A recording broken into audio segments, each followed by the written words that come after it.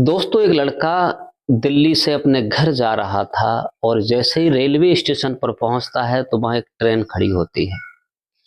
उस ट्रेन में घुस जाता है। जनरल बोगी होती है और इतनी भीड़ होती है दीपावली के त्योहार पर। वो लड़का जो होता है दिल्ली में मजदूरी किया करता था। जब ट्रेन चलती है इतनी भीड़ होती है तो वो आगे जो गाजियाबाद स्टेशन आती है वहां उतर जाता है। उतरने के बाद दूसरी बोगी में घुस जाता है, जो एसी रूम होता है जिसमें रिजर्वेशन वाले लोग बैठते हैं, उसी में घुस जाता है जल्दी जल्दी। बोले टीटी आएगा, ट्रेन यहाँ से बन के चली है तो चार्ज ले लेगा, उसे दे देगा। लेकिन वो पटना के लिए ट्रेन जा रही थी दोस्तों। वो पटना का रहने वाला लड़का था। जैसे ही उसमें देखता है कहीं जगह मिल जाए, जैसे डब्बे में देखता है तो एक लड़की पैर मोड़े हुए सो रही है। वहां जगह पाकर वो लड़का बैठ जाता है। ट्रेन चलने लगती है। लड़की को थोड़ा जरा सा झटका लगता है तो आंख खुल जाती है, तो लड़के को देखती है और कहती है भाई यहाँ से आप हट जाइए, इसमें मेरा रिजर्वेशन है। जैसे वो लड़की उसे नजर भर के देखती है तो वो चुप रह जाती है एक बार को और कहती है क्या तुम्हारा नाम प्रतीक है? वो लड़का कहता है कि हाँ मेरा नाम प्रतीक है। आप? तभी वो लड़की कहती है तुमने मुझे पहचाना नहीं? मैं स्वीटी हूं, जो हम और आप एक साथ साथ स्कूल में पढ़ते थे। तब वो लड़का कहता है हाँ मैडम, मैंने समझ लिया। आप यहाँ क्या कर रही थी? बोले मैं एक आईपीएस अधिकारी का मैंने एग्जाम दिया है और मैं पास हो चुकी हूँ। बस मेरे हाथ में जॉइनिंग ड्यूटी करने के लिए केवल लेटर आना है और मैं बिल्कुल अब अपने घर जा रही हूँ। तभी वो पूछती है आप क्या करते हैं? बोले बस यही मत पूछो। दोस्तों, बचपन की जब मोहब्बत मिलती है तो लड़की उसका साथ देती है या नहीं देती है। लड़की जो होती है उस लड़का की पूरी मोहब्बत, क्योंकि आपने पहले ही थंबनेल पर देख चुके होंगे, क्योंकि वो लड़की इतना उससे प्यार करती थी। अंत में इनका विवाह होता है या नहीं होता है, क्या होता है, तो दोस्तों थोड़ा समय निकाल कर कहानी अवश्य सुनिए। बड़ा इंटरेस्टिंग कहानी है। नमस्कार, प्रणाम, मैं हूं प्रेम यादव। अगर हमारे चैनल पर नए हैं तो चैनल को सब्सक्राइब करें, वीडियो को लाइक करें ताकि हमारा हौसला बढ़ता रहे। कहानी आगे सुना रहा हूं दोस्तों।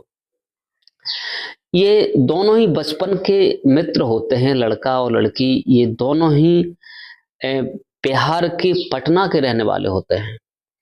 प्रतीक अच्छे घर से लड़का था और लड़की भी अच्छे घर से थी। ये एक स्कूल में पढ़ा करते थे और दोनों ही बड़े प्यार से, लेकिन इन दोनों की मोहब्बत कुछ ऐसी होती है कि ये दोनों अलग अलग हो जाते हैं।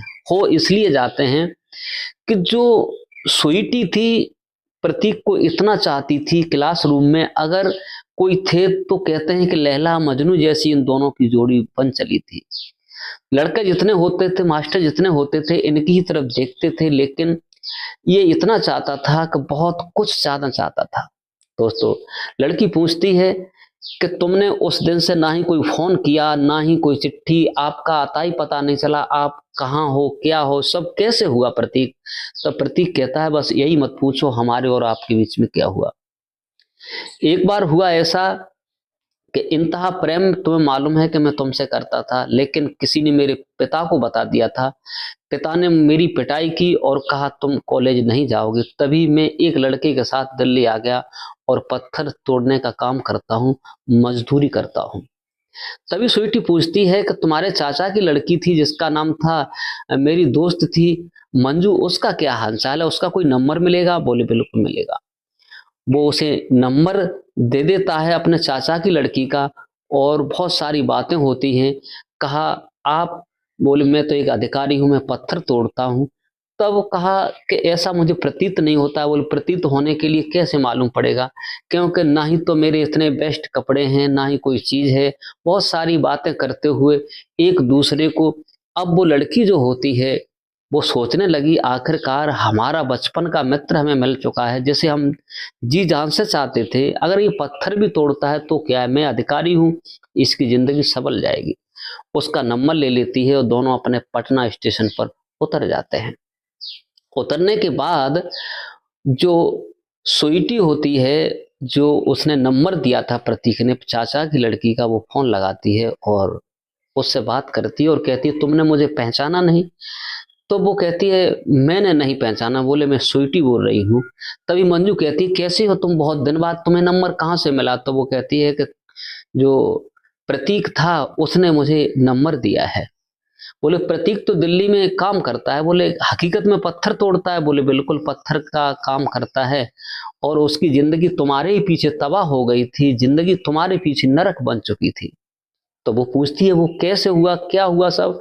बोले समय है तो मैं 2 मिनट में तुम्हें समझाती हूँ। एक दिन जो प्रतीक होता है तुम्हें एक लेटर देना चाहता था स्कूल में, जो मेरी सहेली प्रिया है, प्रिया के हाथों तुम्हें वो लेटर दिलवाना चाहता था। लेकिन प्रिया प्रतीक को पसंद करती थी, लेकिन प्रतीक प्रिया को पसंद नहीं करता था। लेकिन वही लेटर लिया उस लड़की ने, तुम्हें न देकर तुम्हारे भाई को दे दिया। तुम्हारे जब भाई को दे दिया तो तुम्हारे भाई ने गुंडे लड़के लगाकर और प्रतीक की पिटाई करवाई, और वही लेटर ले जा करके प्रतीक के पिता को सुनाया था। तुम्हारे पीछे प्रतीक पागल हो चुका था। वही लेटर ले जा करके जब तुम्हारे भाई ने उसके पिता को सुनाया, जब पिता ने सुना तो प्रतीक की पिटाई करना शुरू कर दी।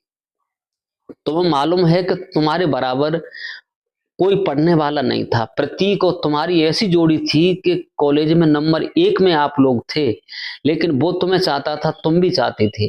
जब उसके पिता ने मार पिटाई की प्रतीक की, तो वो एक गांव का लड़का था, उसके साथ दिल्ली चला जाता है, और दिल्ली जाकर के वो एक पत्थर तोड़ने का काम करता है। उसकी जिंदगी यहाँ से नरक हो जाती है। और बताइए आप कैसी हो, आप क्या कर रही हो? तभी स्वीटी कहती है कि मैं एक आईपीएस अधिकारी बन चुकी हूँ, और मैं दिल्ली में रह रही हूँ। बस जॉइनिंग लेटर आने का थोड़ा वक्त है, थोड़ा इंतजार है, कब वो जॉइनिंग लेटर हमें मिल जाए, क्या होगा इसका कोई पता नहीं है। दोस्तों बहुत सारी बातें होती हैं, बचपन की बातें होती हैं, चलते चलते जब कुछ समय व्यतीत हो जाता है, तभी स्वीटी फिर दिल्ली को जाने को तैयार होती है। प्रतीक से फोन लगाती है, प्रतीक आप दोबारा दिल्ली कब चल रहे हो? मैं परसों जा रही हूँ। तभी प्रतीक कहता है कि मैं तो 20 दिन की छुट्टी लेकर के आया हूँ, 20 दिन बाद जाऊंगा, घर पर थोड़ा काम चल रहा है।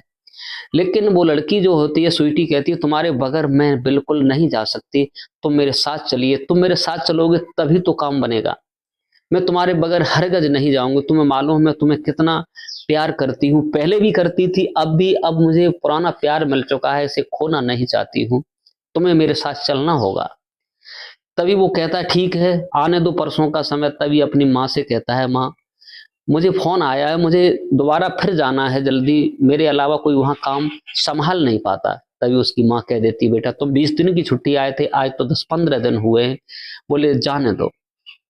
तो प्रतीक होता है दोबारा फिर चलता है, स्वीटी से फोन करता है। स्वीटी जो होती है पटना से रिजर्वेशन दोनों टिकटें करवा लेती है, और उसमें बैठ जाते हैं दोनों। जो ट्रेन आ रही थी दिल्ली के लिए उसमें दोनों रिजर्वेशन में जब बैठ जाते हैं तो बहुत सारी बातें करते रहते हैं।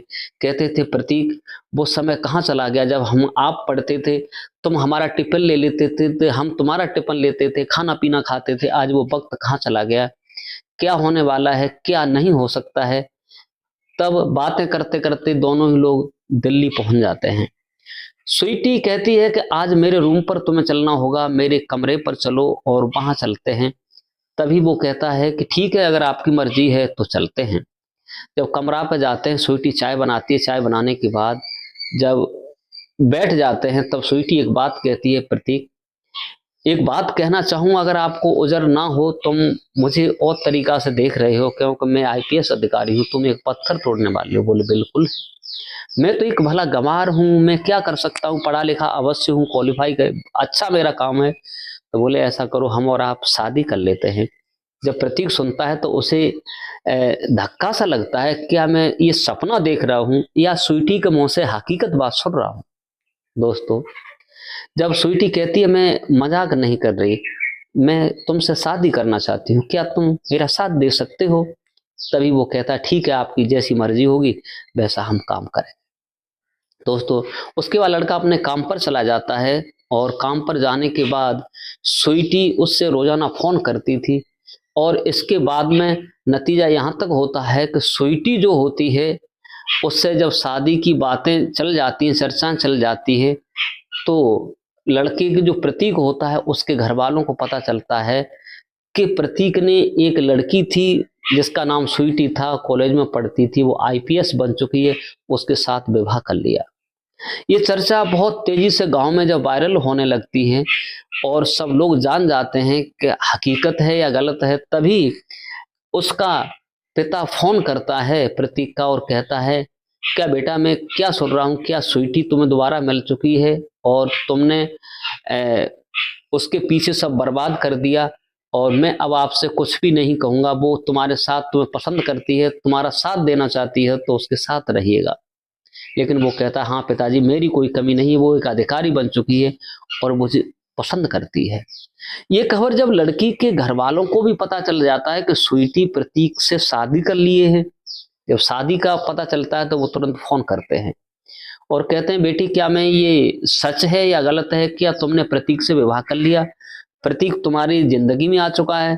तो स्वीटी कहती है, हाँ पिताजी मैंने प्रतीक से विवाह कर लिया है, क्योंकि बचपन का दोस्त था, ठीक है मैंने उससे विवाह कर लिया है। तो उसके पिताजी कहते हैं, बेटी कोई बात नहीं, अगर तुमने पसंद किया है, अगर शादी नहीं हुई है तो हमें बताओ, धूमधाम से तुम्हारा विवाह किया जाए, जो भी है। बोले शादी तो नहीं हुई है लेकिन हमारी रस्में पूरी करने के लिए अब किसी मंदिर को देखना पड़ेगा। तभी उसके पिता कहते हैं, आप चिंता मत करो, मैं आऊंगा तुम्हारा विवाह करवा दूंगा। उसके माँ पिता, लड़के के भी माँ पिता वहीं जाते हैं, क्योंकि वो लड़की एक अधिकारी थी और वो रह रही थी। और उन दोनों का विवाह एक गेस्ट हाउस बुक किया जाता है, बड़े बड़े अच्छे लोग आते हैं और दोनों का बड़ी अच्छे तरीका से विवाह हो जाता है स्वीटी और प्रतीक का, क्योंकि इनका बचपन का प्यार था, बचपन की दोस्ती थी। कहते हैं कि अगर किसी को दिल से चाहोगे तो वो दिलदार कहीं ना कहीं तुम्हें मिल भी सकता है।